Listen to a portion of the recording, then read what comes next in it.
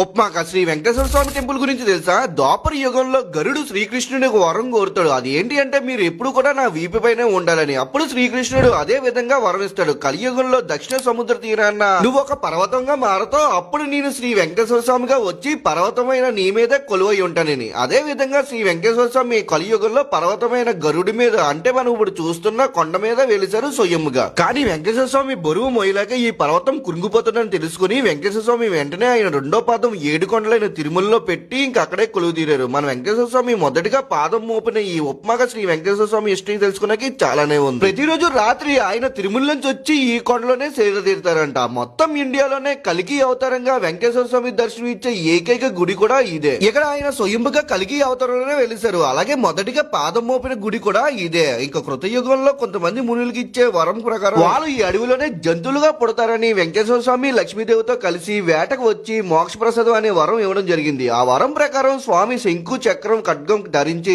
తెల్లటి గుర్రం మీద లక్ష్మీదేవితో కలిసి వేటకు వచ్చి ముళ్ళకి మోక్ష ప్రసాదం ఇవ్వడం జరిగింది. గరుడికి అందరి కోరిక మేరకు ఈ కొండ మీదే స్వయంగా వెలిచారు. ఈ కింద క్షేత్రపాలకుడిగా వేణుగోపాల స్వామి, వత్సమూర్తులు అయిన భూదేవి, శ్రీదేవి సమేత వెంకటేశ్వర స్వామి కూడా దర్శనమిస్తారు. ఈ గుడి కుడి చేయి పక్కన ఆండలమ్మవారు కూడా దర్శనమిస్తారు. అలాగే ఈ కలిగి అవతారం అయిన స్వామివారిని మనం దర్శనం చేసుకోవాలంటే పొద్దున్నే జరిగే అభిషేకంలో మనం పాల్గొంటే ఆ స్వామివారిని క్లియర్ కట్ గా గుర్రం పైన మనం